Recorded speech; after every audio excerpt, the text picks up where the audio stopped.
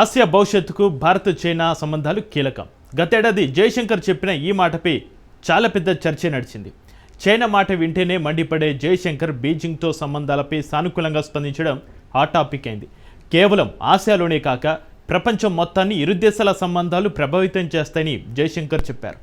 Asia ప్రపంచాన్ని బహుళ ధ్రువంగా మార్చడానికి చైనా భారత్ సంబంధాలే కీలకమని బలంగా చెప్పారు. ఇప్పుడు చైనా కూడా అదే మాట చెబుతోంది.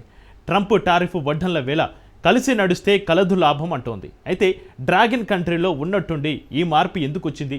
ఇండియాతో శత్రుత్వం కంటే మిత్రత్వం మేలని డిసైడ్ అవ్వడానికి రీజన్ ఏంటి? ఈ మొత్తం వ్యవహారంలో చైనాను ఎంతవరకు నమ్మొచ్చు? Watch this.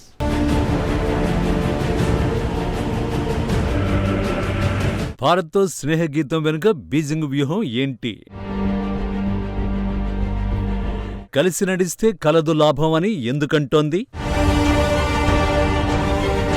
Trump tariff action dragon tension పెడుతోందా? డొనాల్డ్ ట్రంప్ అమెరికా అధ్యక్ష బాధ్యతలు చేపట్టిన తర్వాత ప్రపంచ రాజకీయాల్ని తలకిందులు చేసేస్తున్నారు. శత్రువులు మిత్రులవుతున్నారు, మిత్రులు కాస్త శత్రువులుగా మారిపోతున్నారు. కలలో కూడా సాధ్యం కాదనుకున్న అమెరికా రష్యా స్నేహం ఆల్మోస్ట్ ఫైనల్ అయిపోయింది.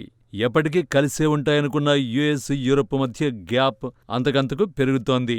తాజాగా ఎప్పుడూ ఆక్రమణల మీదే దృష్టి సారించే డ్రాగన్ ఫస్ట్ టైం దోస్తీ రాగాన్ని అందుకుంది. అది కూడా దశాబ్దాల వైరం ఉన్న ఇండియాతో. ఇవన్నీ డొనాల్డ్ ట్రంప్ మార్కు నిర్ణయాల ఫలితాలే. ముఖ్యంగా ఆయన టారిఫ్ విధానాలే చైనా వంటి దేశాలతోనూ స్నేహగీతాన్ని పాడిస్తున్నాయి. కెనడా, మెక్సికో ఉత్పత్తులపై 25% చొప్పున, చైనా ఉత్పత్తులపై అదనంగా 10% సుంకాలు ట్రంప్ ప్రకటించారు. అమెరికాకు వస్తువుల్ని ఎగుమతి చేసే దేశాలు సుంకాలు చెల్లించాల్సిందే అన్నారు. దీనికి చైనా కూడా అదే రేంజ్లో బదులిచ్చి తమ దేశంలోకి దిగుమతయ్యే అమెరికా వస్తువులపై అదనంగా 15% టారిఫ్ విధిస్తున్నట్లు ప్రకటించింది. చికెన్, గోధుమలు, మొక్కజొన్న, పత్తి తదితర దిగుమతులపై ఈ టారిఫ్ వసూలు చేస్తామని, అలాగే జొన్న, సోయాబీన్, పోర్క్, బీఫ్, సముద్ర ఉత్పత్తులు, పండ్లు, కూరగాయలు, పాడి ఉత్పత్తులపై అదనంగా 10% సుంకాలు విధించనున్నట్లు వెల్లడించింది.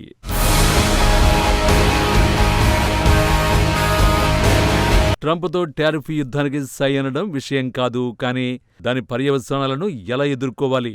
ఇదే బీజింగ్ను ఉక్కిరిబిక్కిరి చేసే ప్రశ్న. ఇక్కడే జిన్పింగ్ ప్రభుత్వానికి ప్రపంచంలోనే అతి పెద్ద మార్కెట్ అయిన భారత్పై కన్నుపడింది. ఇంకేముంది, కలిసి నడిస్తే కలదు లాభం అని ప్రతిపాదించింది. భారత్తో కలిసి పనిచేసేందుకు సిద్ధంగా ఉన్నామని చైనా విదేశాంగ మంత్రి వాంగ్ యీ ప్రకటించారు. ఒకరిని ఒకరు కించపరుచుకోవడం కంటే కలిసి పనిచేస్తే అద్భుతాలు సృష్టించొచ్చన్నారు. ఆ దేశం నేషనల్ పీపుల్స్ కాంగ్రెస్ మీట్ తర్వాత వాంగ్ యీ మాట్లాడుతూ, ఢిల్లీ, బీజింగ్ కలిసి పనిచేసే సమయం ఆసన్నమైంది. డ్రాగన్, ఎలిఫెంట్ కలిసి డాన్స్ చేస్తే బాగుంటుంది. ఇరు దేశాలు ఒకరికొకరు సహకరించుకోవలసిన అవసరం ఉంది. సహకారంతో పోయేదేమీ ఉండదు. సహకారం ఇచ్చిపుచ్చుకుంటే మరింత బలోపేతం అవుతాం. ఇది దేశ ప్రజలకు, దేశాలకు మంచిదని పేర్కొన్నారు. ఇటీవల దక్షిణాఫ్రికాలో జరిగిన T20 విదేశాంగ మంత్రుల సమావేశంలో ఇండియా విదేశాంగ మంత్రి జయశంకర్తో వాంగ్ యీ భేటీ అయ్యారు. అనంతరం ఆయన ఈ వ్యాఖ్యలు చేయడం గమనార్హం.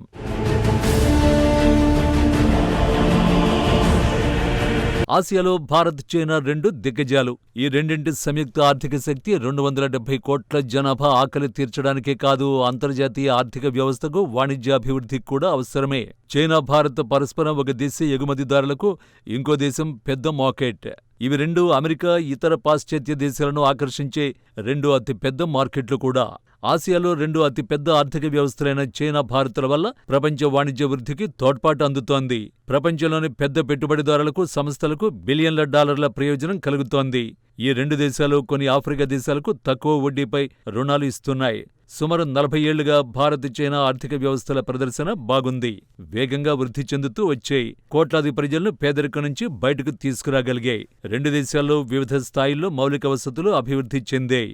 పట్టణ ప్రాంతాల రూపురేఖలు మారాయి. తయారీ రంగ సామర్థ్యాలు మెరుగుపడ్డాయి. ఇవన్నీ భవిష్యత్తులను అలానే కొనసాగాలంటే రెండు దేశాల మధ్య ఉద్రిక్తతలు తగ్గాలి. ఇటీవల జయశంకర్ చెప్పింది అదే. I think the India-China relationship is key to the future of Asia. In a way, you can say if the world is to be multipolar, Asia has to be multipolar. And therefore, this relationship will influence not just the future of Asia, but in that way, perhaps the future of the world as well. Jaishankar చెబుతున్నట్టు ఆసియా మార్పు అంచుల్లో ఉంది. దాన్ని ఇండియానే ముందుకు తీసుకువెళ్తోంది. ప్రపంచంపై కొన్ని దేశాల పట్టు తగ్గుతున్న తరుణంలో ఆసియా భవిష్యత్తుకు భారత్ చైనా బంధమే కీలకమవుతుంది. వివరంగా చెప్పాలంటే ఆసియాలో పవర్ఫుల్ కంట్రీస్ పాజిటివ్గా ముందుకు వెళితే ప్రపంచానికే మంచి జరుగుతుందనడంలో ఎలాంటి అనుమానం అక్కర్లేదు. ఈ విషయం చైనాకు కూడా తెలుసు. అంతేకాదు ఇటీవలి కాలంలో డ్రాగన్ చాలా ఒత్తిళ్లు ఎదుర్కొంటోంది. ఆ దేశ ఆర్థిక వృద్ధి భారీగా పతనమైంది. ఇది సరిపోదన్నట్టు ట్రంప్ చైనాపై టారిఫ్ యుద్ధాన్ని ప్రకటించారు. సింపుల్గా చెప్పాలంటే అమెరికా చైనా మధ్య పన్నుల యుద్ధం మొదలైంది. అందుకే ఇండియాతో కయ్యానికి కాలు దోవడం కంటే దోస్తీ చేయడమే బెస్ట్ అని డిసైడ్ అవుతోంది చైనా. అందుకే భారత్తో కలిసి నడిచేందుకు సిద్ధమని ప్రకటించింది. కానీ చైనా గురించి తెలిసి కూడా బీజింగ్తో దోస్తీ కోసం భారత్ ఎందుకు సిద్ధపడుతోంది?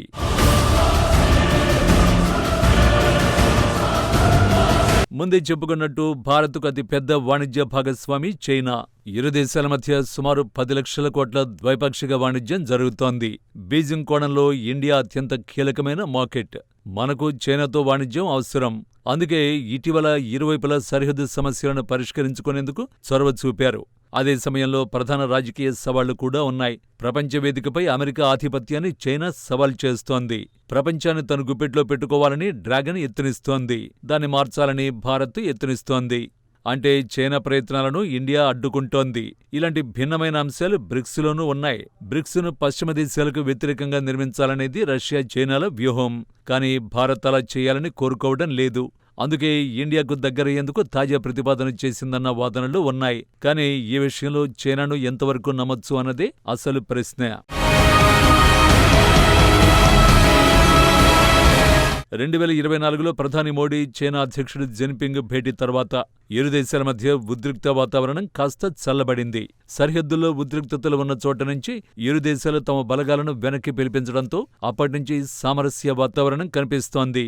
కానీ సరిహద్దుల్లో దారికొచ్చిన చైనా బార్డర్కు అవతల ఉన్న భూభాగాల్లో అంటే భారత పొరుగు దేశాల్లో కుట్రలు ప్రారంభించింది. 8 ఏళ్లుగా భూటాన్ భూభాగమైన డోక్లాం సమీపంలో చైనా 22 గ్రామాలను నిర్మించింది. వీటిలో 8 గ్రామాలు 2020 నుంచి వ్యూహాత్మక డోక్లాం పీఠభూమికి దగ్గరగా ఉన్న ప్రాంతాల్లో ఉన్నాయి. డోక్లాం ట్రాయ్ జంక్షన్ పేరుకు భూటాన్ ప్రాంతమే అయినా భారత భద్రతకు అత్యంత కీలక ప్రాంతం. ఈ ప్రాంతంపై ఎప్పుడో డ్రాగన్ కన్ను పడింది. భూటాన్ నుంచి డోక్లాంను తన ఆధీనంలోకి తెచ్చుకుని మన దేశ భద్రతకు సవాలు విసరాలని జిన్పింగ్ సర్కారు చేయని కుట్ర అంటూ లేదు. ఇటీవల కుట్రలో వేగం పెంచింది. అక్కడే కాదు, పాక్, నేపాల్, మాల్దీవులు, శ్రీలంక, బంగ్లాదేశ్ ఇలా భారత పొరుగు దేశాల్లో చైనా ఆడుతున్న గేమ్స్ అన్నీ ఇన్ని కావు. అలాంటప్పుడు బీజింగ్ను గుడ్డిగా నమ్మితే ఏం జరుగుతుందో ప్రత్యేకించి చెప్పాల్సిన అవసరం లేదు. కాబట్టి మోడీ సర్కార్ కూడా సరిహద్దుల్లో అందుకు తగ్గట్టే వ్యవహరించాల్సి ఉంటుంది. మరి ఈ విషయంలో మునుముందు ఏం జరుగుతుందో చూడాలి.